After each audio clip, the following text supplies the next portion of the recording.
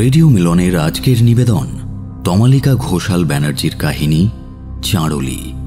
গল্পটি আমাদের Facebook group radio মিলন story লাভার্সের ভৌতিক গল্প প্রতিযোগিতার থেকে গৃহীত। শুরু হচ্ছে তমালিকা ঘোষাল ব্যানার্জির কাহিনী চাঁড়লি।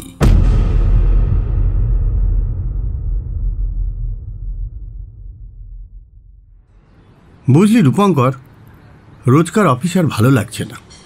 কাজে পিঠে কোথাও একটু ঘুরে এলে কেমন হয়? কথাটা মন্দ বলিসনি। সারাটা সপ্তাহ শুধু কাজ আর কাজ রে পীযূষ। তার ফাঁকে শনি রবিবারটা যে কোথা দিয়ে কেটে যায় বোঝাই যায় না। কিন্তু মাস ফুরলে যে মাইনেটা টুক করে অ্যাকাউন্টে ঢোকে তার বেলা? এই এসে গেছেন জ্ঞানদা দেবী, মিস সরবরি। তা ঘুরতে যাবি কোথায় ভেবেছিস কিছু? দাঁড়া, আগে আমাদের হিরো আসুক।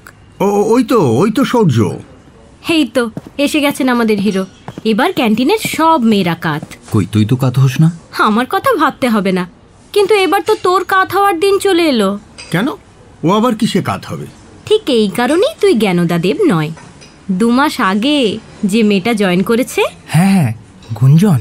এ কি মামা, তুমি ওর পেছনে নাকি? সৌর্য তো সুযোগ পেলেই আর চোখে। ফিগারটা কিন্তু হেভি আর দেখতেও দারুণ। ওয়েস্টার্ন কিভাবে ক্যারি করতে হয় ওকে দেখে শেখ সরবরি। তোর চোখ দুটো কিন্তু আমি গেলে দেব। শুধু কি সৌর্য, গুঞ্জনও তো আর চোখে সৌর্যকে ভালোই দেখে। এতক্ষণ কি তোদের এইসব নিয়েই কথা হচ্ছিল? আরে ওদের কথা ছাড়, পীযূষ বলছিল কোথাও একটা ঘুরতে যাওয়ার কথা। এই একঘেয়ে অফিস লাইফে একটু বিরতি দরকার। বেশ তো, তা কোথায় যাবি কিছু ভাবলি? ওটাই তো ভেবেচিন্তে বের করতে হবে। দেখ, একটু অন্যরকম জায়গা খোঁজ। মানে জায়গাটা একটু আলাদা হবে, গাছপালা পুকুর টুকুর এসব থাকবে, ভালো ভিউজ পাওয়া যাবে, ফটো টটো তুলবো। আবার খুব বেশি দূরে হলেও চলবে না, মানে উইকেন্ডেই যেন কভার হয়ে যায়। আর ভাই ভিড় ঠেলে যেন যেতে না হয়।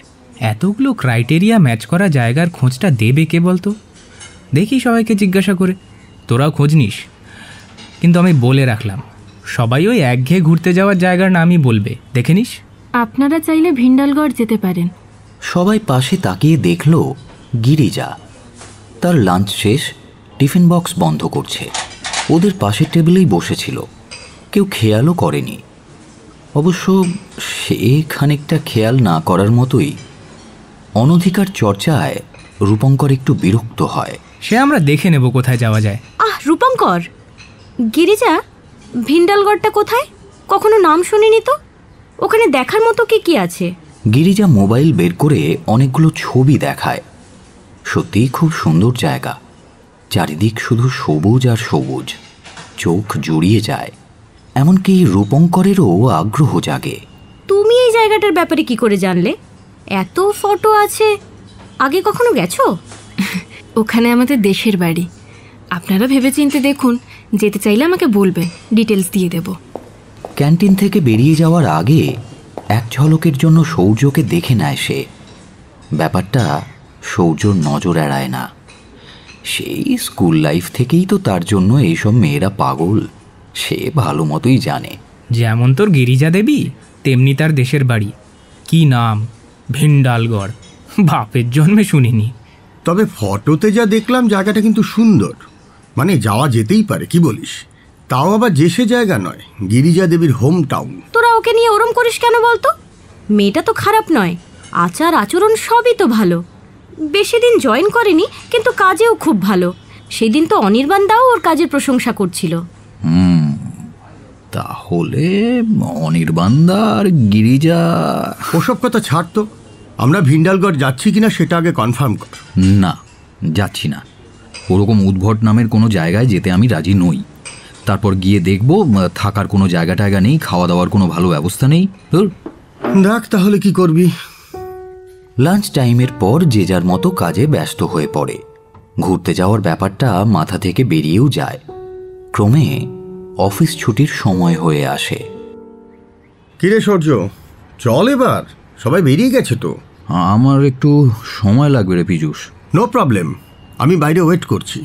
না তুই চলে যা, আমার হয়ে এসেছে, বেশিক্ষণ টাইম লাগবে না, আমি কমপ্লিট করে বেরিয়ে যাব। আচ্ছা ঠিক আছে, বাবার জন্য আমার কয়েকটা ওষুধ কেনার আছে, আমি পাশের মেডিকেল স্টোরে যাচ্ছি, তারপরে একসাথে বেরোবো। অফিসে কেউ নেই, সৌর্যর কাজ প্রায় শেষ, কিন্তু আজ সৌর্য কেমন যেন একটা অস্বস্তি বোধ করছে। ওর বারবার মনে হচ্ছে কেউ যেন ওকে আড়াল থেকে দেখছে। কাজ কমপ্লিট করে বেরোতে গিয়ে গিরিজার মুখোমুখি পড়ে যায় সে। এ কি, আপনি এখনো যাননি? আপনারা ভিন্ডালগড় যাচ্ছেন না? না, মানে আমরা চেষ্টা করছি অন্যরকম কোনো জায়গায় যদি। অন্যরকম বলেই আপনাদের জানিয়েছিলাম। আসলে ক্যান্টিনে বসে আপনাদের সব কথাই কানে আসছিল। আমাদের ভিন্ডালগড়ে এমন কিছু মন্দির আর রাজবাড়ি আছে যেগুলো খুবই প্রাচীন। সৌর্য খানিকটা ধাতস্থ হয়।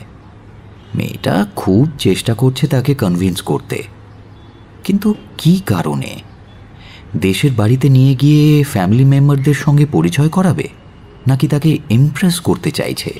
তুমি যদি ভেবে থাকো ভিন্ডালগড় না কোথায় ঘুরতে নিয়ে গিয়ে আমাকে ইমপ্রেস করবে, তাহলে কিন্তু খুব ভুল ভাবছো। ভিন্ডালগড়ে কিন্তু চাড়লিও আছে। কি আছে? চাড়লি। কি রে, কার সাথে বকবক করছিস? এ কি, মেয়েটা গেল কোথায়? হ্যাঁ, কিছু না, চল। দুজনে গিয়ে সৌর্যের বাইকে ওঠে। চাড়লি। কে? কোথায় কে? না না, কিছু না। চল চল চল চল।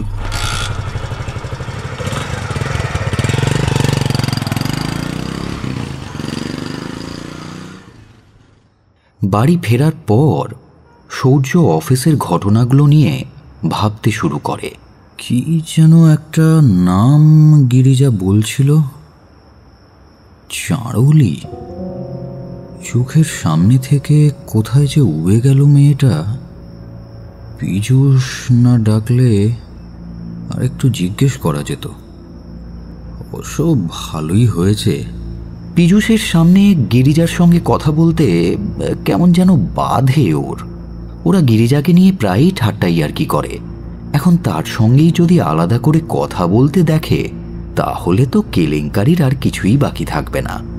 কিন্তু চাড়লি জিনিসটা কি? এই ইন্টারনেটেও তো কোনো রেজাল্ট নেই। ঠিকঠাক শুনেছি তো? না, পরের বার সুযোগ বুঝে এক ফাঁকে গিরিজাকে জিজ্ঞেস করতে হবে। দুদিন যাবৎ কাজের চাপে ঘুরতে যাওয়ার ব্যাপারটা সকলের মাথা থেকে বেরিয়ে যায়। সে সংক্রান্ত আর কোনো কথাই আলোচনা হয় না। লাঞ্চ টাইমেও তাড়াহুড়ো করে যে যার মতো খেয়ে কাজে লেগে পড়ে। যেটুকু কথা হয় তা ওই কাজ নিয়েই। কদিন পর কি একটা দরকারে কলেজ স্ট্রিটে গিয়ে সৌর্য গিরিজাকে দেখতে পায়। গিরিজা কিন্তু তাকে দেখতে পায়নি। একটা দোকান থেকে এক মনে বই কিনছে। এটাই সুযোগ। এখানে তো আর রূপঙ্কর পীযূষ ওকে দেখতে আসছে না। একটু চিন্তা করে সৌর্য নিজেই গিয়ে গিরিজার সঙ্গে কথা বলে। কি বই কিনলেন? এ কি, আপনি এখানে? একটা দরকারে এদিকে এসেছিলাম। বাইকে আসেননি? না, আজ আর বাইক আনিনি। ট্রেনে এলে বেশি সুবিধে হয় তাই। তা আপনি কি বই কিনলেন? মাইথোলজির। বাহ, আপনার মাইথোলজিতে ইন্টারেস্ট আছে নাকি? হ্যাঁ, তা বলতে পারেন, তবে সেভাবে আর পড়া হয়ে ওঠে না। এটা আমি আমার ঠাকুরদার জন্য কিনছি। উনি এসব বই পড়তে ভালোবাসেন বুঝি? তা আপনার বই কেনা হয়ে গেলে চলুন একটু এগোনো যাক। দুজনে পাশাপাশি হাঁটতে থাকে। এই সুযোগটাই খুঁজছিল সৌর্য। আচ্ছা, সেদিন কি যেন বলছিলেন? ওই চাড়লি নাকি, সেটা কি বলুন তো? আস্তে আস্তে বলুন। কেন? ওই নাম কখনো জোরে অন্য কারোর সামনে বলবেন না। কেউ যেন কখনো জানতে না পারে যে আপনি চাড়লির ব্যাপারে জানেন। চাড়লির কথা জোরে বললে কি হবে? আস্তে। সব প্রশ্নের উত্তর সবসময় দেওয়া যায় না। আচ্ছা, আস্তেই না হয় বলছি, কিন্তু ওই জিনিসটি কি? কি নয়, বলুন কে। কে মানে? চাড়লি কি মানুষ নাকি? আস্তে। ও সরি সরি সরি। মানুষ বলতেও পারেন, আবার নাও পারেন। আমি তো কিছুই বুঝে উঠতে পারছি না। চাড়লিকে বোঝাও তো সহজও নয়। তবে এটুকু জেনে রাখুন, পৃথিবীর কোথাও না কোথাও তারা আছে। মানুষ চায় তাদের থেকে দূরে থাকতে, কিন্তু অজান্তেই কাছে চলে আসে।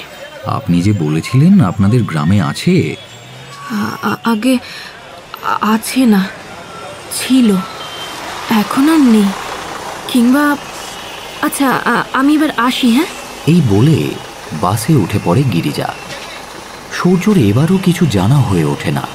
কোত্থেকে আসে চাঁড়ুলি, আর কিভাবেই বা লোকে তার কাছে যায়? গিরিজাকে দেখে যতটা সহজ সরল বোকা হওয়া মনে হয়, মোটেই ততটা বোকা নয়, ভালোই চালাক চতুর। কাজের চাপটা কেটে যেতে সপ্তাহখানেক পর আবার ঘুরতে যাওয়ার প্রসঙ্গ ওঠে। কেন, যাওয়ার জায়গা তো মোটামুটি একটা ঠিক হয়েছিল, সৌর্যটাই কেঁচিয়ে দিল। আর তোদেরও তো তেমন পছন্দ নয় বলে মনে হলো। সেই ভান্ডালগড় গিরিজা দেবীর হোম টাউন। ভিন্ডালগড়। আমার কিন্তু ফটোগুলো দেখে জায়গাটা খারাপ লাগেনি, যাওয়া যেতেই পারে। সূর্য এই সুযোগের অপেক্ষাতেই ছিল, কিন্তু নিজে থেকে কিছু বলতে পারছিল না। দেখ, আমরা কোনো জায়গা ডিসাইড করতে পারছি না, আর ওই একই জায়গায় বারবার যাওয়ার ইচ্ছেও আমার নেই। দুদিনের তো ব্যাপার, একবার ট্রাই করে দেখতে আমার কোনো আপত্তি নেই। ভাবনা চিন্তা করতে গিয়ে আগের সুযোগটা মিস করেছি, এবারে আর পারছি না। সত্যি একটু বদল দরকার। এই তো প্রবলেম সলভড। আমি তাহলে এক ফাঁকে কথাটা গিরিজাকে গিয়ে জানিয়ে আসবো, আর কিভাবে যেতে হবে, থাকা খাওয়ার ব্যবস্থা কোথায় হবে, মানে হোটেল আছে কিনা, সেসবও জেনে আসবো। সেদিন আর কোনো আলোচনা হয় না। পরদিন সর্বরী এসে জানায়, আচ্ছা শোন, গিরিজা বলছে কিভাবে যেতে হবে সে নিয়ে চিন্তা করার দরকার নেই। ওর নিজেরই রিসেন্টলি দেশের বাড়িতে যাওয়ার প্ল্যানিং ছিল, ও বলেছে ওর সঙ্গেই যেতে। তাহলে রাস্তাঘাট খোঁজার ঝক্কি পোহাতে হবে না। মানে তাহলে তুই ঠিকানা কিভাবে যেতে হবে কিছুই জিজ্ঞেস করে নিসনি? ওর ভরসায় সব ছেড়ে দিলি? কেন, ও কি আমাদের নিয়ে গিয়ে বিপদে ফেলবে নাকি? অফিসেরই তো মেয়ে, চেনা পরিচিত হয়ে গেছে। এক্স্যাক্ট ডেট আর কখন কোথায় মিট করব সে পরে জানিয়ে দেব। আর আমরা থাকবো কোথায়? গিরিজা বলেছে পৌঁছানোর পর সব ব্যবস্থা করে দেবে। সে কি, সেটারও খোঁজ নিসনি? শোন, একটা কথা আমি পরিষ্কার বলে দিচ্ছি, তোরা তোদের ইচ্ছে মতো থাকতে রাজি হলে হবি, কিন্তু আমি ওই গিরিজাদের বাড়িতে উঠতে পারবো না, সোজা ফেরত চলে আসবো। কিন্তু এই তোকে নিয়ে না এই এক জ্বালা, আগের বারে ডেস্টিনেশন, এখন থাকার জায়গা। আরে বাবা, আগে গিয়ে তো ওখানে পরিস্থিতি দেখি, তারপর না হয় সিদ্ধান্ত নেওয়া যাবে। সূর্যর মনে কেমন যেন কু ডাকে। এই গিরিজাকে তার তেমন একটা সুবিধের বলে মনে হচ্ছে না। যাওয়ার রাস্তার ব্যাপারেও কিছুই জানালো না, কোথায় থাকবে সেটাও বলল না। কোনো হোটেলের কন্ট্যাক্ট নাম্বার দিলে তাদের সাথে যোগাযোগ করা যেত, কেমন যেন ধোঁয়াশায় রেখে দিয়েছে। জানার মধ্যে কেবলই কখানি ফটো আর ওই চাঁড়ুলির কথা, সেটাও ভালো করে বলেনি। চাঁড়ুলি বলে আদৌ কিছু আছে কি না কে জানে। সূর্য তো প্রথমে যাবে নাই বলে দিয়েছিল, কিন্তু গিরিজা এমন কায়দা করে চাঁড়ুলির কথাটা বলল যে তার মনে কৌতূহলের উদ্রেক হলো। কাজেই সেও যেতে রাজি হয়ে গেল।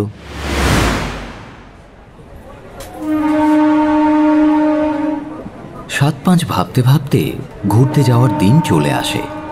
সূর্য ঠিক করে নেয় সবাই মিলে যাচ্ছে ঠিকই, কিন্তু সে সব সময় তার চোখ কান খোলা রাখবে। রাস্তাঘাট ঠিকানা সব কিছু ভালোভাবে দেখে নেবে সে। প্ল্যানিং মতো ওরা সবাই স্টেশনে মিট করে ট্রেনে চেপে বসল। জানালার ধারে সূর্য আর গিরিজা মুখোমুখি। সূর্য ইচ্ছে করেই জানালার ধারে বসেছে, যাতে যাওয়ার সময় স্টেশনের নামগুলো দেখে রাখতে পারে। অন্যেরা নিজেদের মধ্যে হাসি ঠাট্টার গল্পে মশগুল।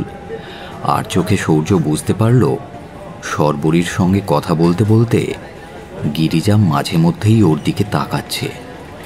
হয়তো কথা টথা বলতে চাইছে মেয়েটা। সূর্য ইচ্ছে করেই আর তাকায় না। গিরিজার সঙ্গে আলাপ বাড়ানোর বা কথা বলার কোনো ইচ্ছেই তার নেই। নেহাত সেদিন চাঁড়ুলির ব্যাপারটা জিজ্ঞেস করবে বলে আগ বাড়িয়ে কথা বলেছিল। আচ্ছা গিরিজা, ভিন্ডালগড় পৌঁছে আমরা কোথায় উঠব? কোনো হোটেল টোটেল আছে কিনা কিছুই তো বললে না। সে চিন্তা আপনাদের করতে হবে না, আমি যখন নিয়ে যাচ্ছি সব দায়িত্ব আমার। আপনাদের কোনো রকম অসুবিধে হতে দেব না। ইমপ্রেস করার চেষ্টা ভালোই চলছে, কিন্তু মামনি এত সহজে তো ছিঁড়ে ভিজবে না। মনে মনে বাকিদের ওপর রাগ হয় সূর্যর, বিশেষ করে সর্বরীর ওপর। কোথায় থাকবে, খাবে দাবে কিছুই খোঁজ খবর না নিয়ে কোন অজপাড়া গাঁয়ে চলেছে।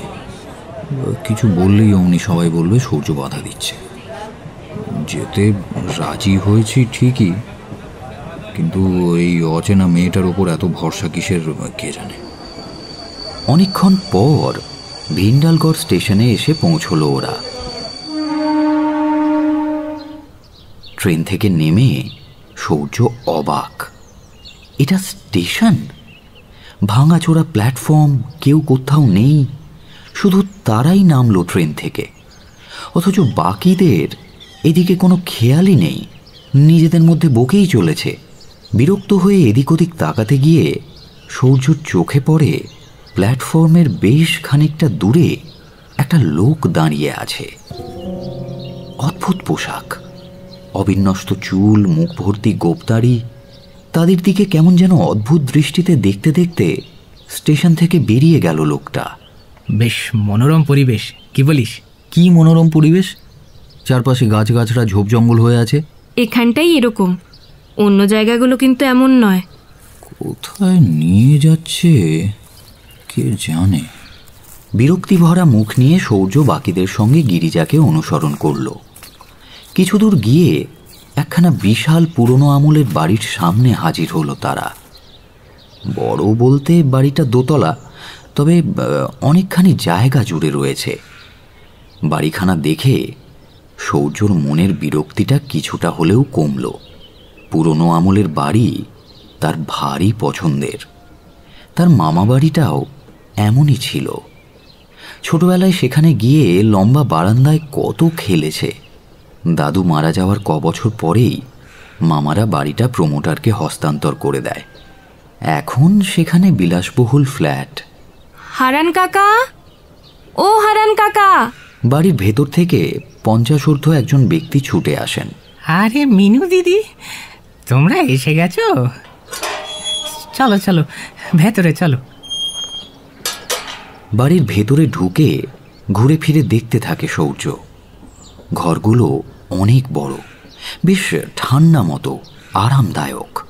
বসার ঘরের এক কোণে নিজেদের ব্যাগগুলো রেখে সোফায় আরাম করে বসে ওরা। কই এসে গেছে সবাই? চমকে উঠে সকলে দেখে সম্ভ্রান্ত চেহারার একজন প্রৌঢ় ব্যক্তি হাসি মুখে ঘরে প্রবেশ করলেন। ইনি আমার ঠাকুরদা আর দাদু, এরা সবাই আমার অফিসের কলিগ। সেসব আমি জানি, হারান বলেছে। আমার নাম জগৎবন্ধু মুখুজ্জে। তোমাদের নাম ধামগুলো বলে ফেলা দেখি। সকলের সাথে আলাপ পরিচয়ের পর জগৎবন্ধুবাবু উঠে দাঁড়ান। জানালা দিয়ে বাইরের দিকে নির্দেশ করে অনতি দূরে একখানা একতলা বাড়ি দেখান তিনি। ওইখানে তোমাদের থাকার বন্দোবস্ত হয়েছে। জিনিসপত্র নিয়ে বাড়িতে রেখে হাত পা ধুয়ে চলে এসো। হারান তোমাদের জলখাবার দিয়ে দেবে। ও আর একটা কথা, তোমরা কচুরি আর ছোলার ডাল খাও তো? সঙ্গে অমৃতিও রয়েছে। তোমরা হলে গিয়ে শহরে বাবু বেবি শুকনো পাউরুটি চেভাও। তোমাদের কি এসব রুজবে? না না দাদু, আমরা এসবও খাই। বেশ বেশ বেশ। এই পীযুষটা না, তোর ওরকম নোলা দেখানোর কি দরকার ছিল? তুই খাস না তাহলে? দেখলি তো সর্বরী, এই জিনিসটাই আমার পছন্দ নয়। সেই এদের বাড়িতেই থাকতে হচ্ছে। ওই জন্যই আমি বারবার তখন তোদের বলেছিলাম হোটেলের খোঁজ নিতে। তাতে কি হয়েছে? আমরা তো আলাদাই থাকছি, এই বাড়িতে তো আর থাকছি না।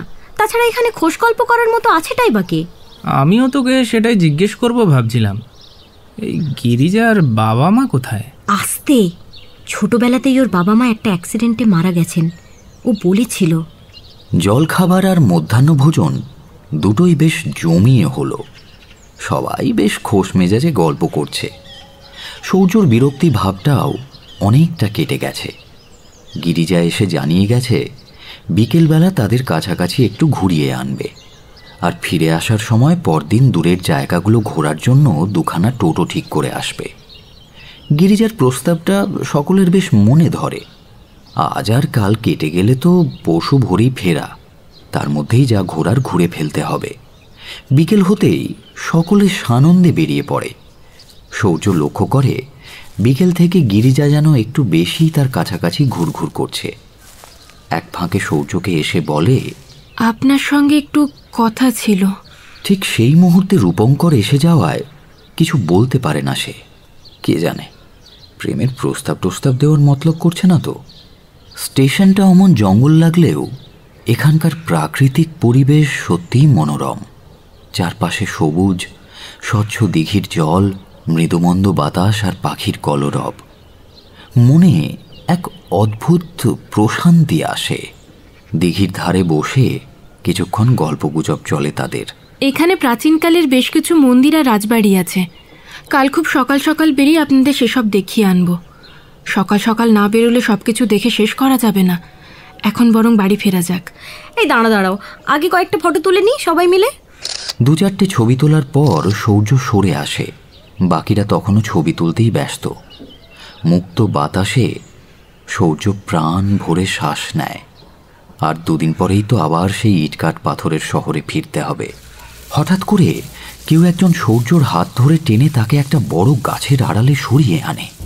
চমকে গিয়ে সে দেখে সকালে ওদের সাথেই ট্রেন থেকে নামা সেই লোকটা, স্টেশনে যাকে দেখেছিল।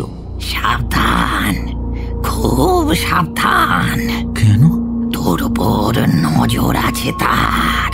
কার নজর? তার বানানো কোনো খাবার খাবি না, খেলেই ফাঁদে পড়বি। যার উপর তার নজর থাকে সে তার তৈরি খাবার খেলে আর নিস্তার নেই, আর নিস্তার নেই। কার কথা বলছেন? কার বানানো খাবার?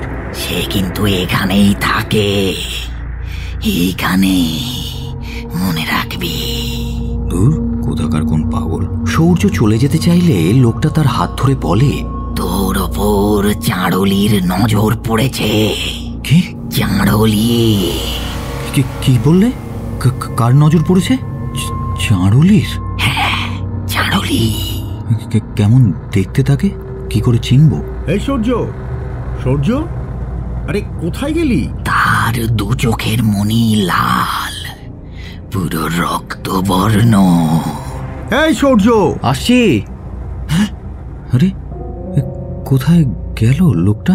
কি রে, গাছের আড়ালে কি করছিস? হ্যাঁ, না কিছু না, চল।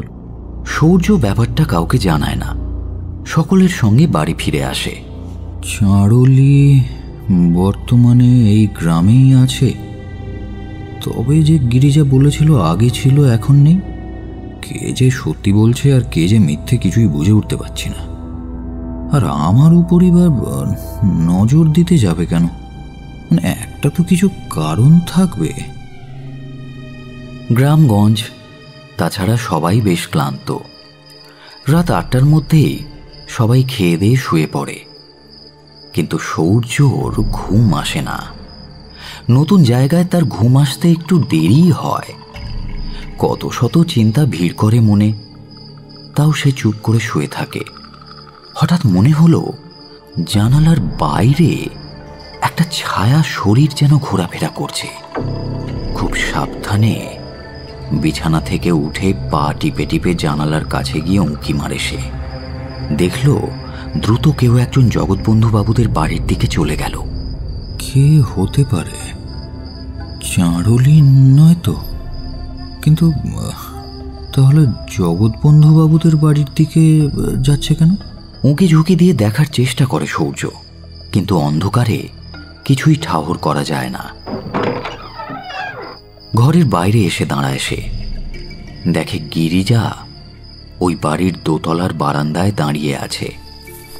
সূর্য জগৎবন্ধু বাবুর বাড়ির দিকে হাঁটতে থাকে। আজ গিরিজার কাছ থেকে চাঁড়লির ব্যাপারটা জানতেই হবে। পরে কোনো সুযোগ পাবে কিনা কে জানে। তাছাড়া অফিসে গিয়েও সকলের সামনে তো আর জিজ্ঞেস করতে পারবে না। গিরিজা? কে? ও আপনি? তোমাদের গ্রামে এখনো চাঁড়লি আছে? না, মানে আগে ছিল, এখন মানে। চাঁড়লি বলে সত্যিই কিছু আছে নাকি সবটাই বানানো? আর ওই লোকটা, ওই লোকটাও তোমারই ঠিক করা, তাই না? কোন লোকটা? তুমি চাঁড়লির ব্যাপারে আমাকে সবকিছু খুলে বলো। আফটার অল ওই কথা বলেই তো আমাকে এখানে নিয়ে আসার টোপ ফেলেছিলে।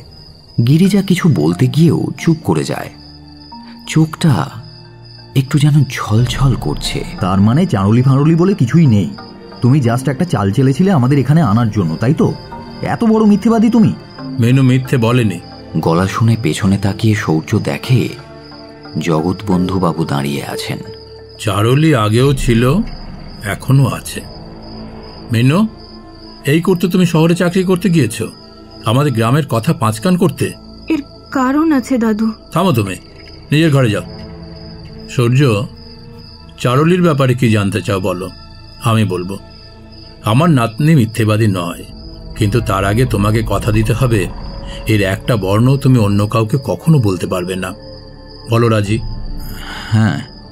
তোমরা শহুরে মানুষ, সবকিছু যুক্তি তর্ক দিয়ে বিচার করো, কিন্তু এই পৃথিবীতে এখনো এমন অনেক কিছু আছে যা মানুষের ভাবনা চিন্তার বাইরে। আমি যখন ছোট ছিলাম এরুর মুখে চারুলির প্রসঙ্গ শুনেছি, তবে বিশেষ কিছু জানা হয়ে ওঠেনি।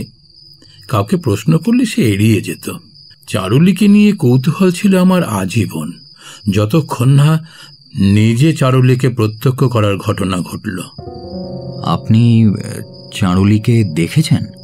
কেমন দেখতে সে? অবিকল মানুষের মতোই, আর এই কারণে অতি সহজেই তারা মানুষের মধ্যে মিশে যেতে পারে। ব্যাস এইটুকুই। যা বাবা, এ তো গল্প শুরু হয়ে শেষ হয়ে গেল। আপনি যে বললেন আপনি চারুলিকে দেখেছেন, তার ব্যাপারে কিছু বলুন।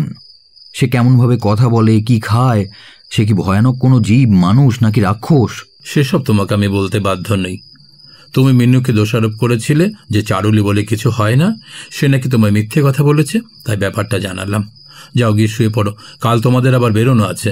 সূর্য নিজের ঘরে ফিরে যায়, বিছানায় শুয়ে পড়ে, কিন্তু তার ঘুম আসছে না।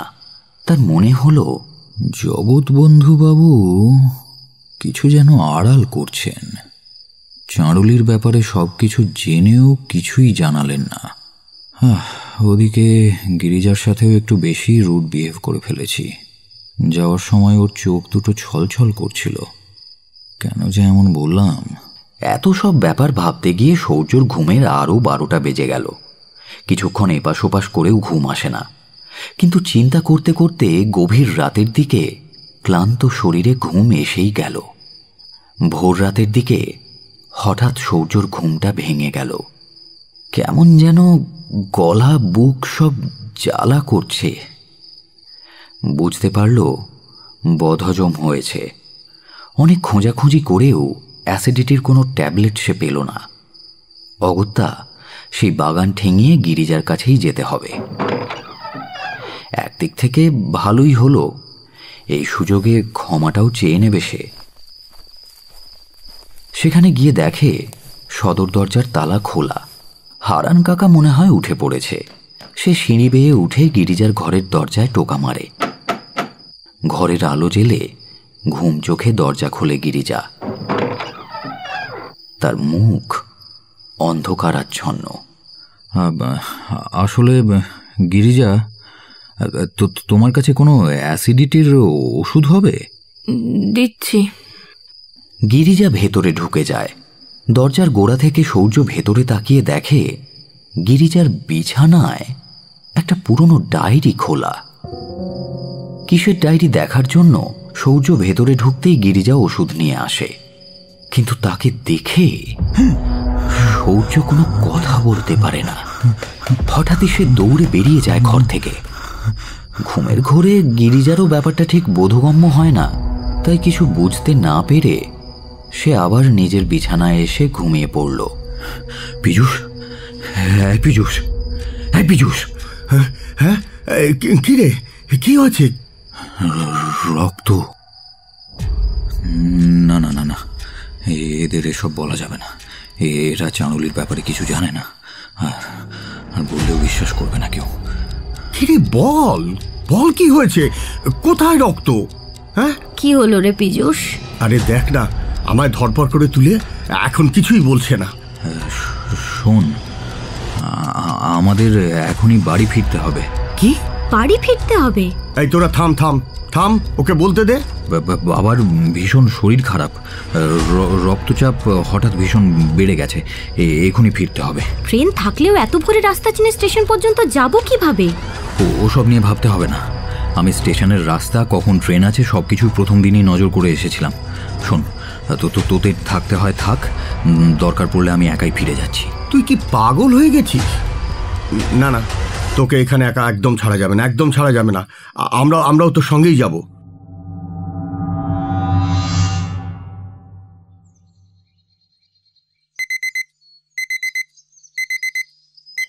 মোবাইল ফোনের অ্যালার্মটা বাজতেই ধরফর করে উঠে বসে গিরিজা। আজ সকাল সকাল বেরোতে হবে ওদের। চোখ মুখ ধুয়ে জামা কাপড় বদলে নিচে নামতে হারান কাকা বলল, এত সকাল সকাল কোথায় যাচ্ছ মিনু দিদি? তুমি ভুলে গেছো হারান কাকা, আজ তো আমাদের সকাল সকাল বেরোতে হবে। ও সে তো ওনারা কখন চলে গেছেন? মানে কোথায় চলে গেছে? ওনারা তো অনেকক্ষণ আগে বাড়ি যাবেন বলে বেরিয়ে গেছেন। বললেন কি নাকি খুব জরুরি দরকার পড়ে গেছে, সকাল সকাল পৌঁছতে হবে। আগের ট্রেনটা মনে হয় এতক্ষণে পেয়েও গেছেন। হারান কাকা নিজের কাজে চলে গেল। গিরিজা স্তব্ধ হয়ে দাঁড়িয়ে থাকে। সে কিছুই বুঝতে পারে না, এভাবে হঠাৎ চলে গেল কেন তারা, এবং চলে যাওয়ার সময় কেউ তাকে একটু বলেও গেল না। তারপরই তার মনে পড়ে যায় গত রাতের কথা।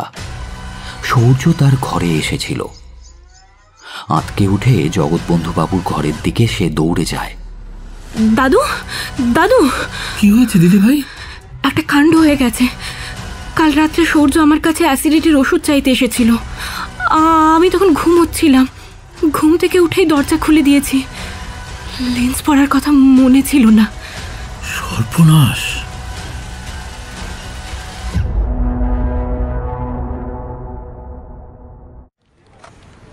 কিরে, হ্যাঁ আজকে আঙ্কেলের শরীর ঠিক আছে? হ্যাঁ, এখন কিছুটা স্টেবল আর কি। সরি রে, আমার জন্য কাল তোদের এভাবে হুড়োহুড়ি করে চলে আসতে হলো। আমারই অস্বস্তি হচ্ছে। আরে ধুর, সরি আবার কিসের? তুই তো আর মিছিমিছি কিছু করিসনি। আঙ্কেলের এভাবে হঠাৎ করে শরীর খারাপ করলো। আজ আরেকবার তোর সঙ্গে যাব? না না, আজকে আর ওসবের দরকার নেই। এখন তো অবস্থা ভালোই। কালকেই তো শুনলি ডক্টর বললেন যে গ্যাস অম্বল থেকেই সমস্যাটা হচ্ছে। হ্যাঁ ঠিক আছে, বলছিস যখন। কাল অনেক কষ্টে পুরো ব্যাপারটা ম্যানেজ করেছি। বাবার অসুস্থতার অজুহাত দিয়ে কাল সকলকে নিয়ে চলে না এলে বিপদ এড়ানোর আর কোনো উপায় ছিল না।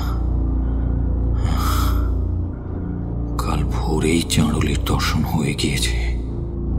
গিরিজায় যে আসল চাঁড়ুলি আগেই আন্দাজ করা উচিত ছিল, না হলে ওরকম টকটকে রক্তবর্ণের লাল দু চোখের মনি কারো হয় না। লোকটা ওই রকমই বলেছিল, কিন্তু নিজের আস্তানায় আমাদের নিয়ে গিয়েছিল কেন? কি উদ্দেশ্য তার? নেহাত বাবার প্রেশারটা এমনিতেই হাই থাকে, তাই সেই মুহূর্তে ওই অজুহাতটাই মাথায় এসেছিল। কিন্তু আমার মিথ্যেটা যে এভাবে সত্যি হয়ে যাবে বুঝতে পারিনি। ব্যাপারটা নেহাতি কি কোইন্সিডেন্স নাকি? যাই হোক, কাল বাবার শরীর খারাপ ছিল বলে চলে আসার ব্যাপারটা নিয়ে বাড়ির কেউ বেশি ঘাঁটায়নি, কিন্তু আজ গেলে না না, রিস্ক নেওয়া যাবে না। না না, সত্যি আর রিস্ক নিয়ে লাভ নেই। হ্যাঁ, কিসের রিস্ক? দেখ, তোর বাবার বয়স হচ্ছে, আর বেশি দেরি করে লাভ নেই। গুঞ্জনের ব্যাপারটা তো একটু ভাববি নাকি? তুই থাম তো। এরপর বেশ কিছুদিন কেটে গেছে। গিরিজা আর অফিসে আসে না। সূর্য তীক্ষ্ণ নজর রাখে গিরিজা অফিসে আসছে কিনা। গ্রামে চাঁড়ুলির এলাকা হলেও শহরে নিশ্চয়ই তার কোনো জারিজুরি খাটবে না। সেদিন ক্যান্টিনে সর্বরী হঠাৎই গিরিজার প্রসঙ্গ তোলে। আচ্ছা, গিরিজার কি হলো বলতো? তারপর থেকে তো আর অফিসেই এলো না। অনির্বাণদা রিয়া দিয়েও ওর কথা জিজ্ঞেস করছিল। ওর দাদুর শরীর টরীর খারাপ করেছে কিনা কে জানে। আমাদেরই উচিত ছিল ফেরার পর ওকে একবার ফোন করা। না না না না, কোনো দরকার নেই। দরকার নেই মানে? না মানে এখনই ফোন না করে দুদিন পর করলে মনে হয় বেটার হবে। ওর দাদুর শরীর টরীর খারাপ হয়ে থাকলে ও হয়তো এখন ব্যস্ত, ডিস্টার্ব করাটা ঠিক হবে না। তোরা আমাকে বরং ফোন নাম্বারটা দিয়ে দিস, আমি কল করে নেব।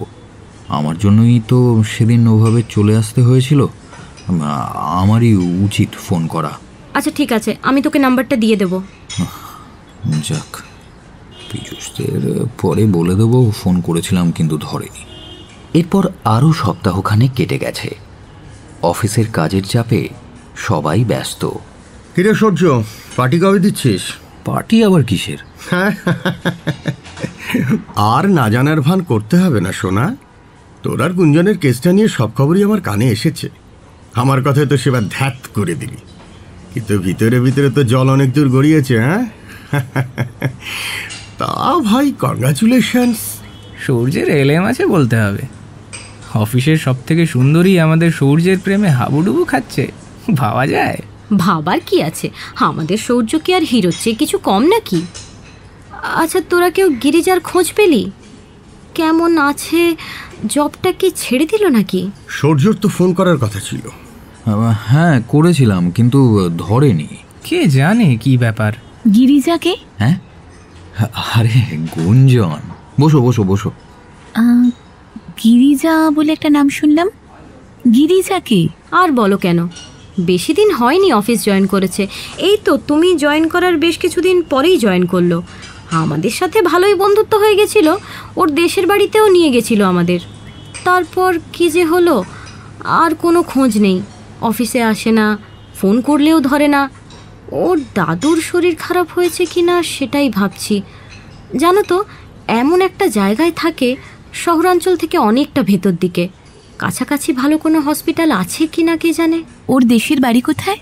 এমন অদ্ভুত নাম কেউ কখনো শোনেইনি, ভিন্ডালগড়। সূর্যের এসব আলোচনা একেবারেই ভালো লাগছিল না। কথা ঘোরানোর জন্য সে বলল, আরে ওসব বাদ দাও তো, এই উইকেন্ডে মুভি দেখতে যাবে নাকি? গেলেই হয়। পরের দিন অফিস পৌঁছে গুঞ্জনের ডেস্কে যায় সূর্য, কিন্তু গুঞ্জনকে সে দেখতে পায় না। খোঁজ নিয়ে জানতে পারে গুঞ্জনের শরীরটা খারাপ, তাই আজকের দিনটা সে ছুটি নিয়েছে। এই তো কাল পর্যন্ত ভালোই ছিল, হঠাৎ হলোটা কি? একবার ফোনও করলো সে, কিন্তু গুঞ্জনকে পাওয়া গেল না। সূর্য ভাবল বরং অফিসের পরেই দেখা করে নেবে। অফিস থেকে ফেরার সময় বাইরে দাঁড়িয়ে পীযূষের জন্য অপেক্ষা করছে সে। হঠাৎ মনে হলো কে যেন আড়াল থেকে তাকে দেখছে। এদিক ওদিক তাকাতে গিয়ে পেছনের বিল্ডিংয়ে চোখ পড়তেই কে যেন ঝট করে সরে গেল অন্ধকারে। ভালোভাবে দেখার জন্য সবে একটু এগিয়েছে সূর্য, অমনি পেছন থেকে পীযূষের ডাক। কিরে, ওদিকে কোথায় যাচ্ছিস? হ্যাঁ না কিছু না, চল। বাইক স্টার্ট দিয়ে সবে এগিয়েছে, হঠাৎ সাইড মিররে দেখল পেছনের বিল্ডিংয়ে গিরিজা দাঁড়িয়ে। তৎক্ষণাৎ ব্রেক কষে পেছনে ঘুরে কাউকে দেখতে পেল না সূর্য। ওরে বাপরে, কি হয়েছে তোর? কিছু না, এতখানি মনের ভুল হওয়া কি সম্ভব? গুঞ্জনের সঙ্গে সেদিন আর দেখা করা হলো না। বাড়ি ফিরে সারাক্ষণ গিরিজাকে নিয়েই ভাবতে থাকে সূর্য। এই চাঁড়লের কি কি শক্তি আছে কে জানে। আচ্ছা, কাল গিরিজার প্রসঙ্গ উঠেছিল, আর গুঞ্জন আজ অসুস্থ। গিরিজার নজর টজর পড়েনি তো গুঞ্জনের উপর? এক রাশ দুশ্চিন্তা নিয়ে গুঞ্জনকে ফোন করে সূর্য। আজ সারা দিন কোনো কথাবার্তা হয়নি, দুশ্চিন্তা নিয়েই সারাটা দিন কেটেছে। অবশেষে গুঞ্জনের সঙ্গে কথা হতে কিছুটা নিশ্চিন্ত হয় সে। মাইগ্রেনের সমস্যায় বেচারির একেবারে বেহাল দশা, সারাদিন বিশ্রাম নিয়েও কমেনি। শেষ পর্যন্ত ওষুধ খেয়ে এখন একটু ভালো আছে, তবে দুশ্চিন্তাটা পুরোপুরি যায় না। আজ সে স্পষ্ট দেখেছে গিরিজাকে। কি মতলবে এসেছে মেয়েটা কে জানে। পরদিন অফিসে পৌঁছেই গুঞ্জনের ডেস্কে হাজির হয় সূর্য, কিন্তু গুঞ্জনের দেখা মেলে না। তবে কি সে ওয়াশরুমে গেছে নাকি? গুঞ্জনের ডেস্কটা দেখে সূর্য মনে মনে তারিফ না করে পারে না। কি সুন্দর গুছিয়ে রাখে সব কিছু, আর তার ডেস্কটা একেবারে কাগজপত্র ফাইল দিয়ে অগোছালো হয়ে পড়ে থাকে। দু তিনটে গল্পের বই রয়েছে ডেস্কের ওপর। হাতে নিয়ে নাড়াচাড়া করতে সূর্য চমকে ওঠে। তার চোখে পড়ে একটা পুরনো ডায়েরি। আরে এটা তো গিরিজার ডায়েরি। সেদিন রাতে সেটা খুলে দেখে প্রথম দিকের কয়েকটা পাতা ছেঁড়া, মাঝে মধ্যে আরও 2-1খানা পাতা ছেঁড়া। তারপরেই ডায়েরিটার মধ্যে একটা শব্দ দেখতে পেয়ে সে স্তম্ভিত হয়ে যায়। এটা কি লেখা? চাঁড়লি। সৌর্য আর সেখানে দাঁড়ায় না, ডায়েরিটা নিয়ে সোজা নিজের ব্যাগের মধ্যে ঢুকিয়ে নেয়। সেদিন আর কিছুতেই কাজে মন বসে না তার। মনের মধ্যে হাজার প্রশ্ন ভিড় করে আসে। ডায়েরির লেখাগুলো কার? গুঞ্জনের কাছে গিরিজার ডায়েরি এলো কিভাবে? গুঞ্জন কি তাহলে চাঁড়লির ব্যাপারে জানে? মানে গিরিজা যে চাঁড়লি সেটা কি গুঞ্জন জানে? ডায়েরিটা গিরিজাই লুকিয়ে গুঞ্জনের ডেস্কে রেখে যায়নি তো? জিজ্ঞাসা করলে কতদূর কি বলবে তা সে জানে না, তাই গুঞ্জনকে কিছুই বলে না সৌর্য। যদিও অন্য কারো ডায়েরি পড়ার জন্য এভাবে নিয়ে যাওয়াটা একেবারেই অনুচিত, কিন্তু কি আর করত সে? কেউ তো কিছুই খুলে বলছে না তাকে। আজ অফিস থেকে সৌর্য বেশ আগেই বেরিয়ে পড়ে। ডায়েরিটা না পড়া অবধি তার শান্তি নেই। বাড়ি ফিরে কোনো রকমে হাত পা ধুয়ে জামা কাপড় বদলেই কাজে লেগে পড়ে। বেশ পুরনো ডায়েরি, সাল দেখে মনে হলো তার জন্মের সময়কার। কার লেখা কে জানে। প্রথম 2টো পাতা ছেঁড়া, তারপর কিছু লেখা রয়েছে, তবে বিশেষ ইন্টারেস্টিং কিছুই নয়। ওই প্রতিদিনের রোজ নামচা আর কি। এসব পড়ার কোনো ইচ্ছে তার নেই। সে পাতা উল্টাতে থাকে। অবশেষে সে যা সন্ধান করছিল তা খুঁজে পায়। একটু আগে থেকেই পড়তে থাকে। আজ আমাদের বাড়িতে 2টি মেয়ে আশ্রয় ভিক্ষা করতে আসে। বাবা মা দুর্ঘটনায় মারা গেছে, 2 বোনও রয়েছে। এতদিন কোনো রকমে চালাচ্ছিল, কিন্তু বর্তমানে পয়সা টানাটানিতে বেরোতে বাধ্য হয়েছে। দেখে শুনে ভালো ঘরের বলেই মনে হয়। অল্প বয়সী মেয়ে, এদিক ওদিক ঘুরে বেড়ানো ভালো দেখায় না। অগত্যা আমি নির্দেশ দিলাম আমাদের বাড়ির এক কোণে ওদের আশ্রয় দেবার জন্য। বাড়ির কাজকর্ম করবে, থাকা খাওয়া, জামা কাপড় আর হাতে সামান্য কিছু পয়সা পাবে। মেয়ে দুটো শুনে খুব খুশি হয়েছে বলে মনে হলো। এরপর আরও কিছু সাধারণ লেখাজোকা। ওপর ওপর চোখ বুলিয়ে নিয়ে পৃষ্ঠা উল্টাতে থাকে সৌর্য। অনেকগুলো পাতার পর এক জায়গায় এসে আবার মনোযোগ নিবদ্ধ করে সে। এতদিনে যা বুঝতে পারলাম, মেয়ে দুটি খুবই ভালো। বাড়ির সকলেই ওদের প্রশংসায় পঞ্চমুখ। কাজকর্ম, আচার ব্যবহার সবেই দুজনে অতুলনীয়। এই কদিনে একেবারে বাড়ির মেয়ে হয়ে উঠেছে। সৌর্যর মনে হয় ডায়েরির এই মেয়ে দুটোর সঙ্গে কোনোভাবে চাঁড়লির যোগ রয়েছে। তাই পৃষ্ঠা উল্টে উল্টে সে সেই দিনের লেখাগুলোই ভালো করে পড়তে থাকে, যার মধ্যে মেয়ে দুটোর ব্যাপারে লেখা রয়েছে। পুনরায় কয়েকটা পাতার পর চোখে পড়ে, যৌবনকাল মানুষকে বড়ই অস্থির করে তোলে। যেমন হাল হয়েছে আমার ছেলেটার। কানাঘুষো কিছু কথা কানে আসছিল। ভনিতা না করে রুদ্রকে জিজ্ঞাসা করেই ফেললাম। ওর কথা শুনে বুঝতে পারলাম ছোটটিকে ওর পছন্দ হয়েছে, কিন্তু এ সম্পর্ক নিয়ে বাড়ির অনেকেই খুশি নয়। এমনিতেই মেয়ে দুটি অনাথা, এদের সম্পর্কে তেমন কিছু জানাও নেই কারোর। এদিকে রুদ্র জেদ ধরে বসে আছে বিয়ে করলে ওই মেয়েকেই করবে। দেখে খোঁজ খবরের জন্য লোক পাঠাই। আমার হয়েছে মহা মুশকিল। লোক পাঠিয়েও সেভাবে কোনো খোঁজ পাওয়া গেল না। এদিকে ছেলেও তাড়া দিয়ে যাচ্ছে বিয়ের জন্য। সুধাকে ওর বড় পছন্দ, কিন্তু এভাবে সুধার বিয়ে দিয়ে দেওয়াটা ভালো দেখায় না। ওর দিদির যেখানে এখনো বিয়ে হয়নি, 5 জনে 5 কথা বলবে। আমি ওকে ব্যাপারটা জানালাম। ও বলল ওর ভাগ্নের সঙ্গে সুধার দিদি মাধবীর বিয়ের সম্বন্ধ করতে পারে। আরও কিছুটা পড়ার পর সূর্য বুঝতে পারে ডায়েরিখানা কোনো একজন ভদ্রলোক লিখেছেন, যার ছেলের সঙ্গে ওই দুই বোনের মধ্যে ছোট বোনটির বিয়ে হয়, আর সেই মেয়েটির নাম সুধা। বিয়ে সংক্রান্ত তথ্য, অতিথিদের নাম, বিয়ের মেনু এইসব নিয়ে সাধারণ কথাবার্তার উল্লেখ রয়েছে। অনেকগুলো পৃষ্ঠা পড়ার পর সূর্য দেখে বাড়িতে নতুন অতিথি আসার কথা ডায়েরিতে উল্লেখ করা রয়েছে। সেই উপলক্ষে বাড়িতে পুজো আচ্চার আয়োজন করা হয়েছে, কিন্তু সেই পুজোয় সুধা বসতে চায় না। যজ্ঞের ধোঁয়ায় তার শ্বাসকষ্ট হয়। এর কয়েকটা পাতা পরেই পড়তে গিয়ে সূর্য চমকে ওঠে। এত অদ্ভুত ঘটনা আমি সত্যিই দেখিনি। অন্য কেউ দেখেছে কিনা যথেষ্ট সন্দেহ আছে। অন্তঃসত্ত্বা হওয়ার ৫ম মাসে সুধার হঠাৎ করে ব্যথা ওঠে আর প্রসবও হয়ে যায়।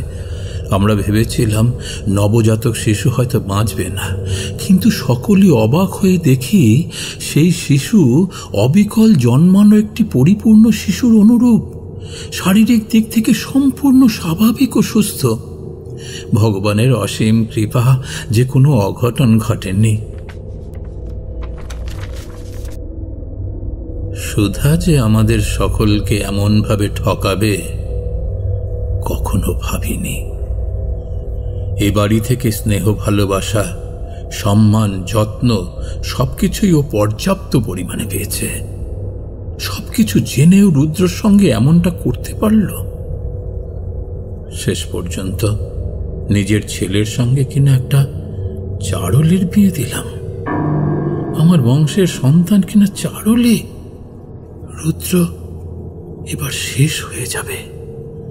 আমার ছেলেটাকে রক্ষা করো দয়াময়, আমার ছেলেটাকে রক্ষা করো। সম্পূর্ণভাবে নিশ্চিত না হলেও সূর্যর মনে দৃঢ় বিশ্বাস হয় এই ডায়েরি নির্ঘাত জগৎবন্ধুবাবুর লেখা, আর এখানে উল্লিখিত সুধা নিশ্চয়ই তার পুত্রবধূ, অর্থাৎ গিরিজার মা। গিরিজা নিজেই যখন চাঁড়লি, তখন ডায়েরিতে উল্লেখ করা সেই নবজাতক শিশুটি গিরিজা ছাড়া আর কেউ হতেই পারে না। কিন্তু এই ডায়েরি গুঞ্জনের ডেস্কে এলো কিভাবে?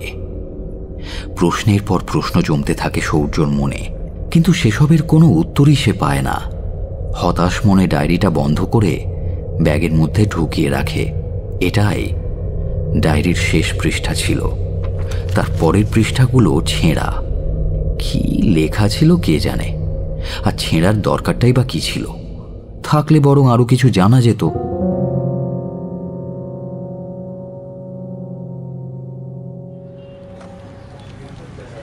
পরদিন অফিসে পৌঁছে গুঞ্জনের ডেস্কে গিয়ে ব্যাগ থেকে ডায়েরিটা বের করে গুঞ্জনের হাতে দিয়ে তার অভিব্যক্তি লক্ষ্য করে সূর্য। দেখো কাণ্ড, এটা তোমার কাছে ছিল আর আমি খুঁজে খুঁজে হয়রান। জানাবে তো একবার। কিন্তু তুমি এটা নিয়ে কি করছিলে? কাল এখানে এসে ডায়েরিটা দেখতে পেয়ে পড়ার আগ্রহ জাগলো।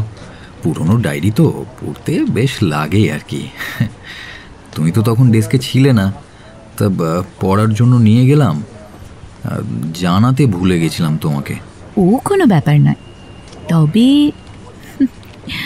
অন্য কারোর ডায়েরি লুকিয়ে পড়া কিন্তু ব্যাড ম্যানার্সের আওতায় পড়ে মিস্টার, বুঝলে? তাই নাকি? তা ডায়েরিটা কি তোমার লেখা? না, তা নয়। তাহলে তুমিও আমার দলেই। কিন্তু অন্য কারোর ডায়েরি এখানে এনেছো কেন? কার লেখা এটা? বলছি, শোনো। আমার পিসির বাড়িতে যখন বেড়াতে যেতাম, তখন একবার চাঁড়লির ব্যাপারে শুনেছিলাম। চাঁড়লি? কি হলো? কিছু না, বলো বলো শুনি। আমার পিস্তত ভাই ছোটবেলায় একবার বলেছিল। আমি যেই পিসিকে গিয়ে জিজ্ঞাসা করলাম, পিসি ধমকে থামিয়ে দিল। কিন্তু কৌতূহল আমার গেল না। লাস্ট টাইম যেবার গেলাম, পিস্তত ভাইকে কৌতূহল মেটাতে জিজ্ঞাসা করলাম, কিন্তু শোনার সুযোগ পেলাম না। তারপর যেদিন অফিসের ছুটি নিয়েছিলাম, সেদিন এটা পার্সেলে আসে। নাম লেখা ছিল না, কিন্তু চোখ বুলিয়ে মনে হচ্ছে ভাই পাঠিয়েছে। তারপর তো আর পড়ার টাইম পেলাম না, শেষে এখানে এনে রাখলাম যে কাজের ফাঁকে পড়ব, সেও হলো না। বাই দ্য ওয়ে, এর মধ্যে চারুলির ব্যাপারে ইন্টারেস্টিং কিছু আছে?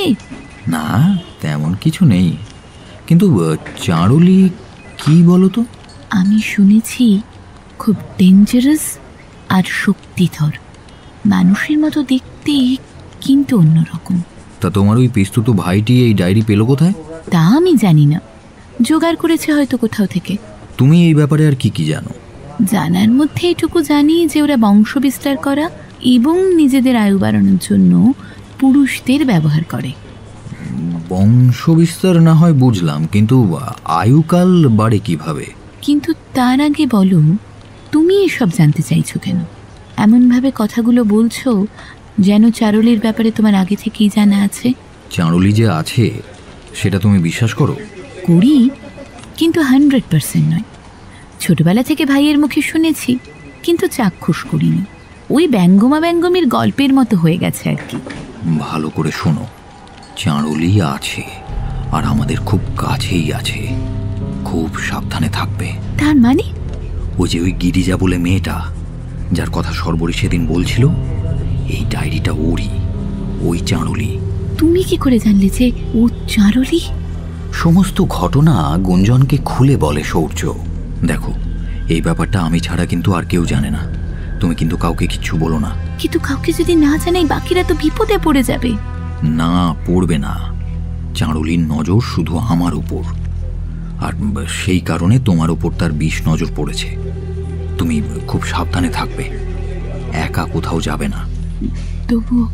তবু তোমার বন্ধুদের দূরে রাখবে গিরিজার থেকে। গিরিজা যেন কখনোই কোনোভাবে ওদের সঙ্গে কমিউনিকেট করতে না পারে।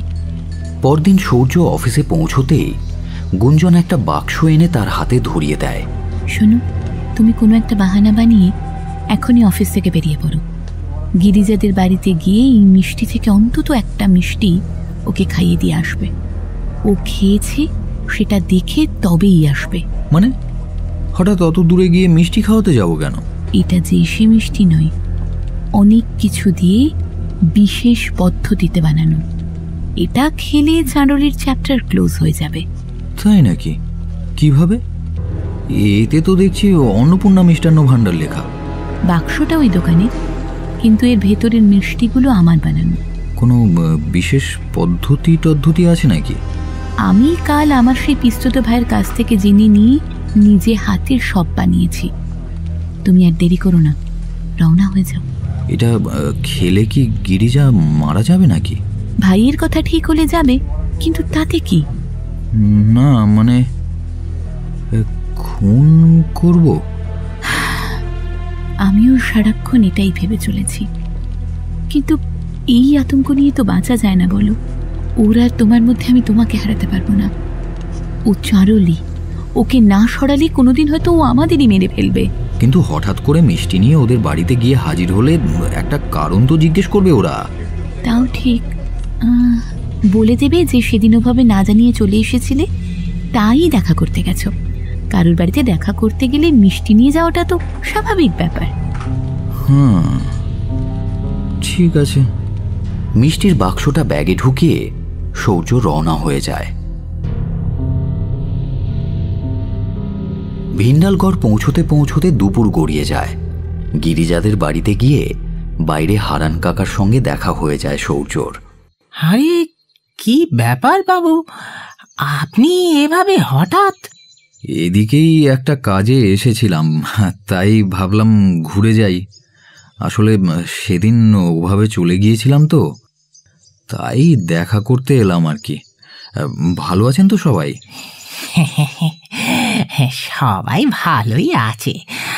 আপনি ভেতরে এসে বসুন, বাবু ঘুমোচ্ছে, আমি গিয়ে পাঠিয়ে দিচ্ছি। আসলে রোজ দুপুরে খাওয়ার পর একটু ভাত ঘুম না দিলে বাবু চলেনি। না, ওনাকে ডাকতে হবে না, বয়স্ক মানুষ ঘুমোচ্ছেন, ঘুমোন। গিরিজা এসেছে নাকি? মিনু দিদি? সে এখন এখানে কি করবে? সে তো কলকাতায়। কেন, আপিসে যায় না? মিনু দিদির শরীর টরীর সব ঠিক আছে তো? না না, সেসব নিয়ে কিছু চিন্তা করবেন না। আসলে আমি নিজেই কদিন অফিস যেতে পারিনি তো, ওর সঙ্গে তাই দেখাও হয়নি, তাই জানতে চাইলাম আর কি। আচ্ছা, এবার আমি চলি। হ্যাঁ, না না না না, এভাবে চলে গেলে কি করে চলবে? এত দূর থেকে এলেন, কিছু না খেয়ে তো যাওয়া যাবে না। আরে ওসব নিয়ে একদম ভাববেন না, আরেকদিন এসে না হয় খেয়ে যাব। এখন না বেরোলে বাড়ি পৌঁছতে অনেক রাত হয়ে যাবে। সেদিন তাহলে ঠিকই দেখেছিলাম, অফিসের পাশের বিল্ডিংয়ের আড়ালে ওটা গিরিজাই ছিল। এক মিনিট, আমি এখানে আর গিরিজা কলকাতায়, গুঞ্জনের কোনো ক্ষতি টতি করে দিল না তো? ট্রেনে বসে সূর্য গুঞ্জনকে একাধিকবার ফোন করার চেষ্টা করে, কিন্তু নেটওয়ার্ক পায় না। অনেকক্ষণ পর ফাইনালি কথা হয়, নিশ্চিন্ত হয় সূর্য। গুঞ্জনের সঙ্গে খারাপ কিছু ঘটেনি, কিন্তু তাও গিরিজাকে ভরসা নেই। ক্ষতি করার জন্য হয়তো ওঁত পেতে বসে আছে। হ্যালো, তুমি ঠিক আছো তো? হ্যাঁ হ্যাঁ, ঠিক আছি। গিরিজা মিষ্টিটা খেয়েছে? সত্যিটা জানলে তো গুঞ্জন বড় ভয় পাবে। না না, ওকে বলা যাবে না। হ্যাঁ হ্যাঁ, খেয়েছে গিরিজা, খেয়েছে। যাক বাবা, নিশ্চিন্ত।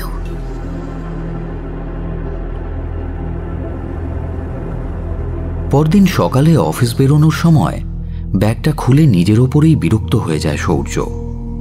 মিষ্টির বাক্সটা ফ্রিজে ঢুকিয়ে রাখতে একেবারে ভুলে গেছে সে। তার ফলে যা হবার তাই হয়েছে, সব কটা মিষ্টি নষ্ট হয়ে গেছে। অবশ্য কাল এত ধকলের পর অত রাতে বাড়ি ফিরে এসব কথা মনে থাকারও কথা নয়। গুঞ্জনের জন্য একটু খারাপই লাগে, বেচারা কত পরিশ্রম করে ওগুলো বানিয়েছিল। এবার গিরিজাকে খাওয়াবে কি করে সূর্য? অফিসের লাঞ্চ টাইমে সকলে ক্যান্টিনে উপস্থিত। আজ কি সন্ধ্যায় তোমাদের কিন্তু একটা ট্রিট রয়েছে। কেন, আজ কিছু স্পেশাল আছে নাকি? হ্যাঁ, অ্যাকচুয়ালি আজ আমার জন্মদিন। ওহো, happy birthday Gunjan, happy birthday. Thank you. শুভ জন্মদিন। Thank you. কিরে সূর্য, গার্লফ্রেন্ডের জন্মদিনটা আমাদের জানালি না? আরে আমি নিজে জানলে তবে তো জানাবো। আরে আমি আসলে কাউকে জানাইনি, ভেবেছিলাম সবাইকে সারপ্রাইজ দেব, তাই একটু পায়েস রান্না করেও এনেছি। খেয়ে বলো কেমন হয়েছে।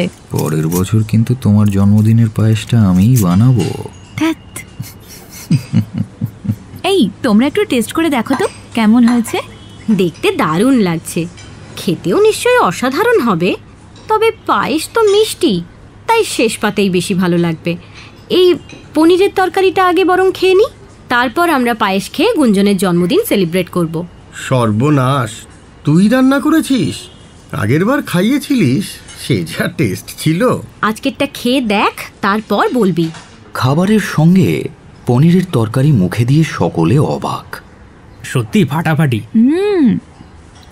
সত্যি সর্বরি, তারিফ না করে কিন্তু পারছি না। অসাধারণ হয়েছে। সত্যি অসাধারণ হয়েছে। কি ব্যাপার বলতো, কুকিং ক্লাস জয়েন করেছিস নাকি? বোকা হয়ে গেলি তো? আরে পাগল, ওটা আমি বানাইনি, গিরিজা বানিয়েছে। তাই বল, তোর রান্না তাহলে এখনো আগের মতনই আছে? আমি সেদিন ঠিকই ধরেছিলাম ওর দাদুর শরীরটা খারাপ, অনেক কিছু টেস্ট করাতে হচ্ছে, সেসব রিপোর্ট নিতেই এসেছিল।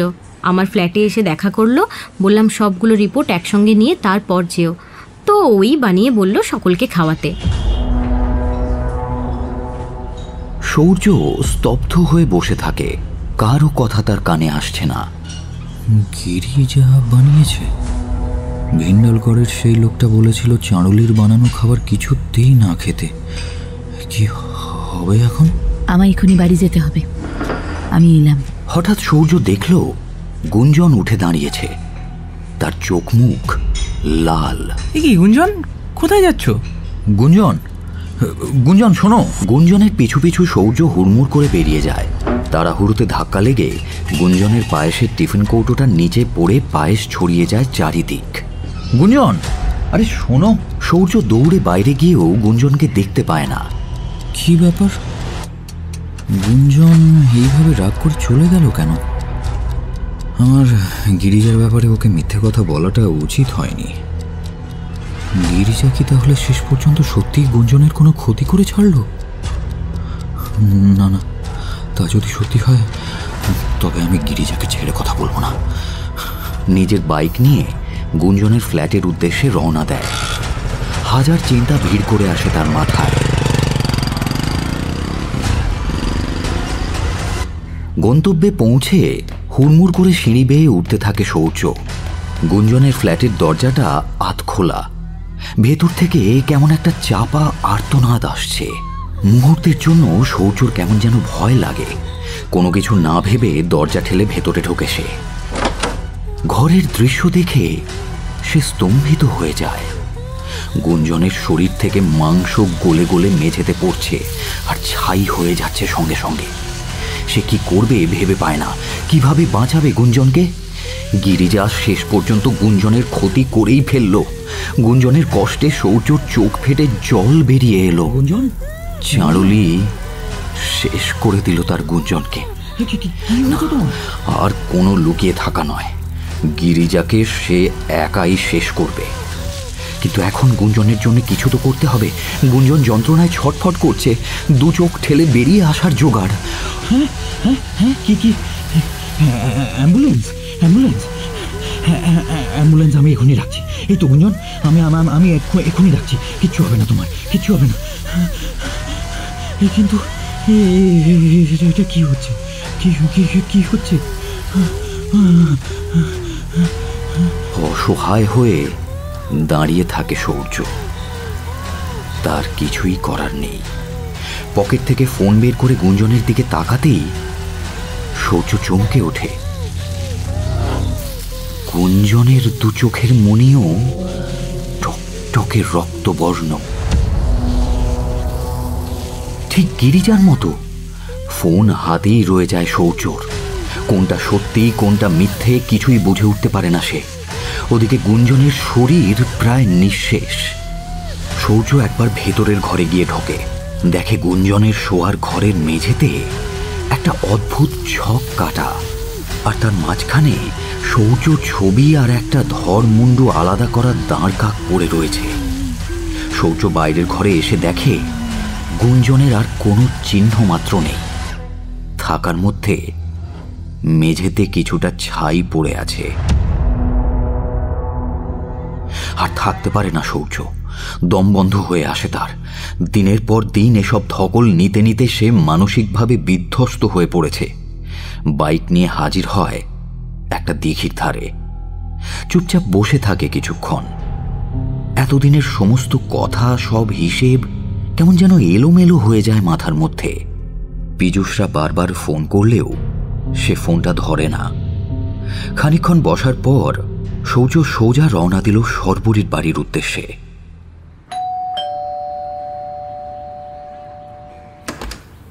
আসুন, বসুন। অদ্ভুত ব্যাপার, গিরিজা যেন তার জন্যই অপেক্ষা করছিল। সোফায় গিয়ে বসে শৌর্য। বসেই থাকে, কোনো কথা বলতে পারে না। গিরিজা এক কাপ কড়া করে চা বানিয়ে এনে শৌর্যের দিকে বাড়িয়ে ধরে। কাপটার দিকে শৌর্য এক দৃষ্টে তাকিয়ে থাকে। ভয় নেই, আমার হাতের খাবার খেয়ে আপনার কিছু হবে না। হওয়ার থাকলে এতক্ষণে হয়ে যেত। সর্বরী ফোন করেছিল, পনিরের তরকারিটা তো খেয়েছেন। কোনো কথাই শৌর্যর কানে ঢোকে না। গিরিজা টেবিলের ওপর চায়ের কাপটা নামিয়ে রাখে। শৌর্যর চোখ ফেটে জল পড়ছে।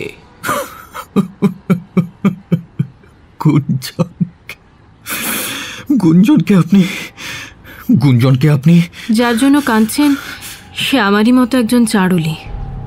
তবে জন্মসূত্রে এক হলেও আমরা অনেকখানি আলাদা। সে আপনাকে কোনোদিনই ভালোবাসেনি, নিজের মনস্কামনা চরিতার্থ করতে আপনার সঙ্গে সম্পর্কে জড়িয়েছিল। শৌর্য গিরিজার দিকে অবিশ্বাস্য দৃষ্টিতে তাকিয়ে থাকে। গিরিজা ঘরের ভেতর থেকে কতগুলো পৃষ্ঠা নিয়ে এসে শৌর্যকে দেয়। দেখুন তো, চিনতে পারেন কিনা।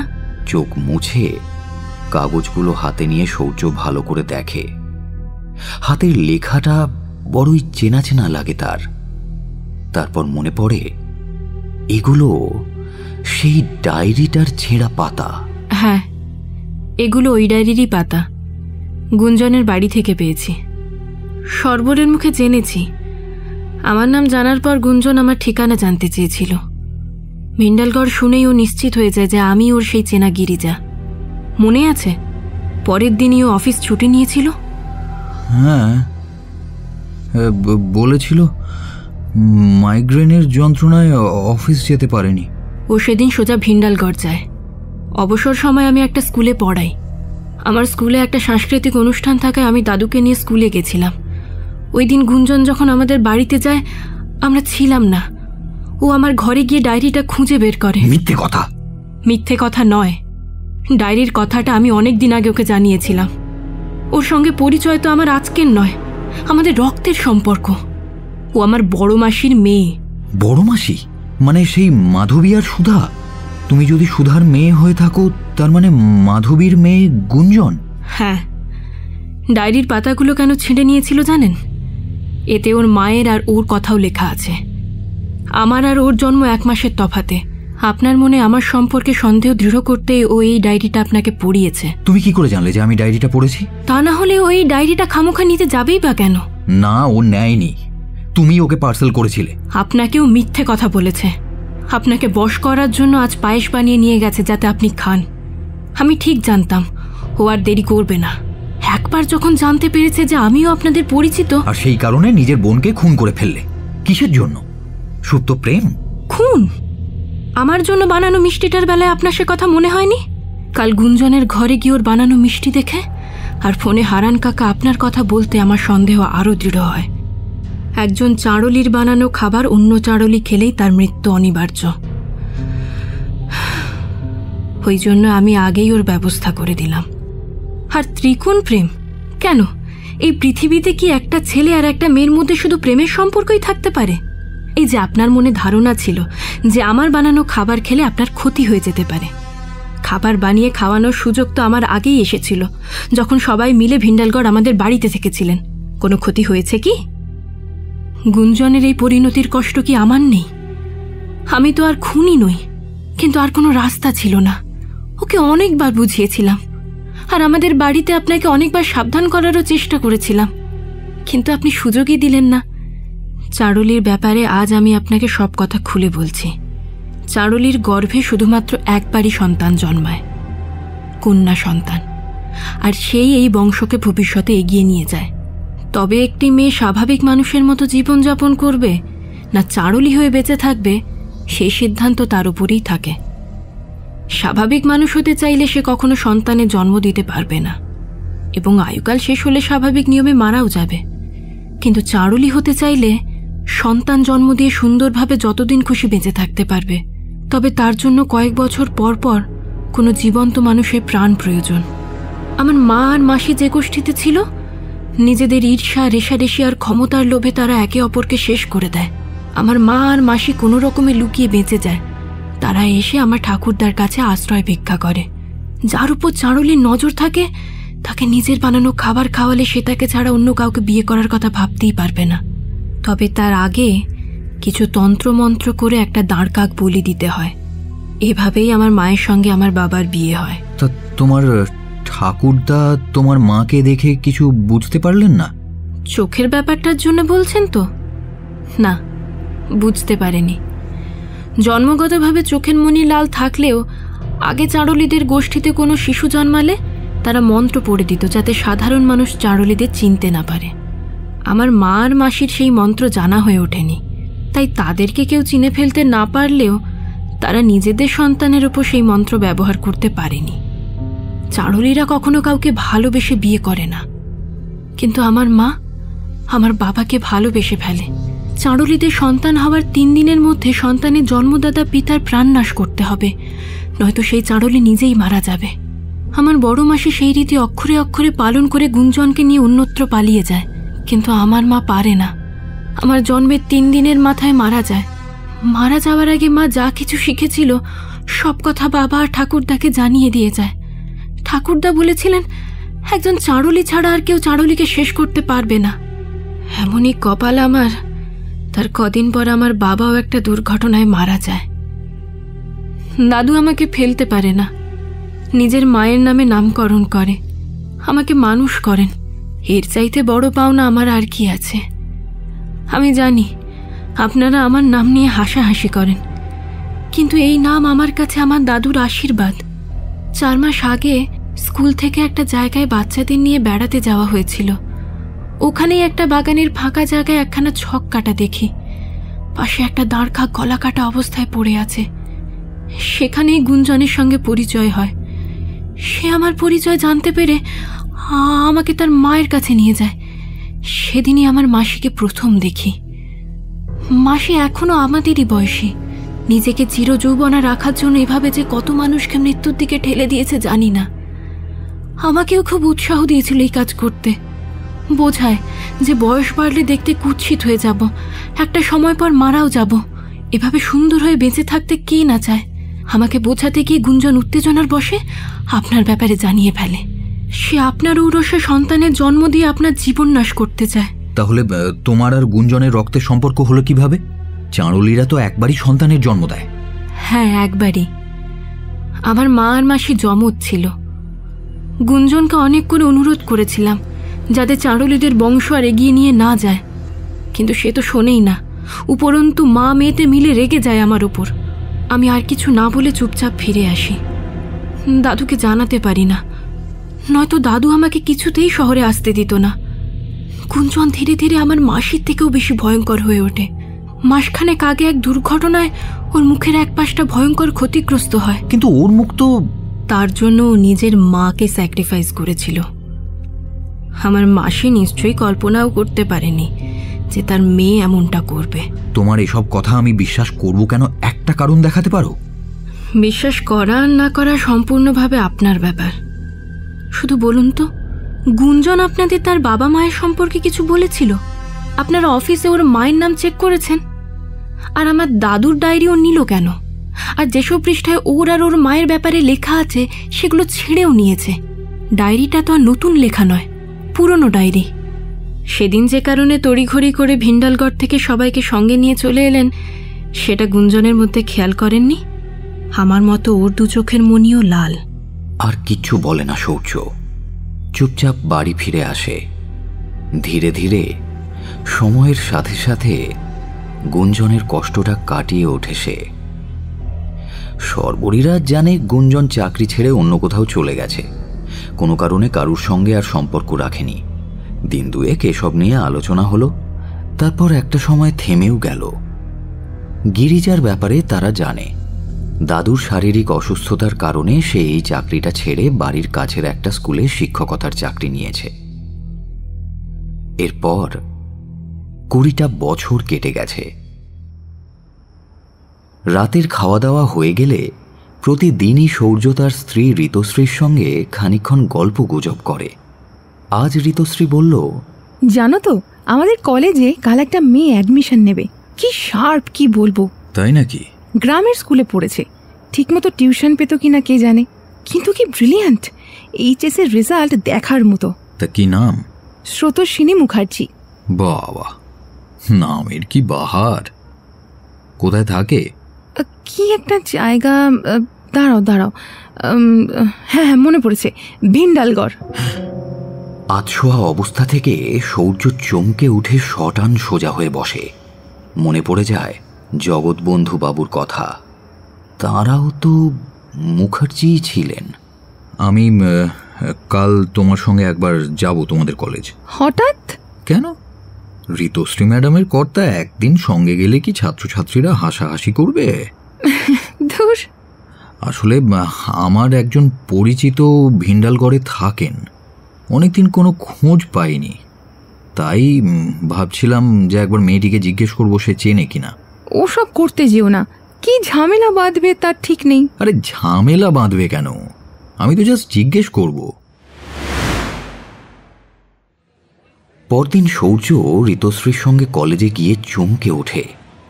দেখে মেয়েটির পাশে গিরিজা দাঁড়িয়ে।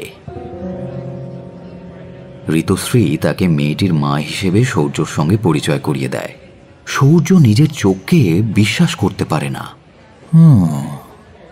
সেদিনের ভালো মানুষ সাজা গিরিজার তাহলে এই পরিকল্পনা ছিল। চাঁড়ুলির বংশকে সে এগিয়ে নিয়ে যাচ্ছে। তাহলে গুঞ্জনকে মারল কেন? প্রতিহিংসা না ক্ষমতার লড়াই? বাহ, আপনি তাহলে শেষ পর্যন্ত আপনার আসল জীবনই বেছে নিলেন। মানে? হো, আমাকে দেখে কি তাই মনে হয়? কিন্তু আপনার মেয়ে।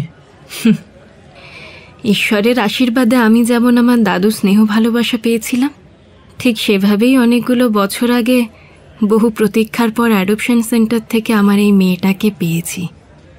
জন্ম না দিয়েও তো মা হওয়া যায় সূর্যবাবু। এতক্ষণে সৌর্য খেয়াল করে গিরিজার মুখ চোখে বয়সের একটা ছাপ তো পড়েইছে। সৌর্যর মুখে হাসি ফোটে। কিছু কথাবার্তার পর গিরিজা জানতে পারে সৌর্যর স্ত্রী এই কলেজের একজন অধ্যাপিকা। ও তাই নাকি? আমার মেয়েটা হোস্টেলে থেকে পড়াশুনো করবে। অতদূর থেকে প্রতিদিন যাতায়াত তো আর করতে পারবে না। যদি পারেন তো আপনারা একটু দেখবেন, মানে যদি কোনো সমস্যায় পড়ে তখন। সৌর্য গিরিজাকে আশ্বস্ত করে। অফিসের পথ ধরে সে চাঁড়লিদের বংশকে ভবিষ্যতের পথে বাড়িয়ে না নিয়ে গিয়েও গিরিজা সব দিক থেকে একজন প্রকৃত মা হয়ে উঠতে পেরেছে। ঈশ্বরের কাছে সৌর্য প্রার্থনা জানায় মা মেয়ে দুজনেই যেন খুব ভালো থাকে।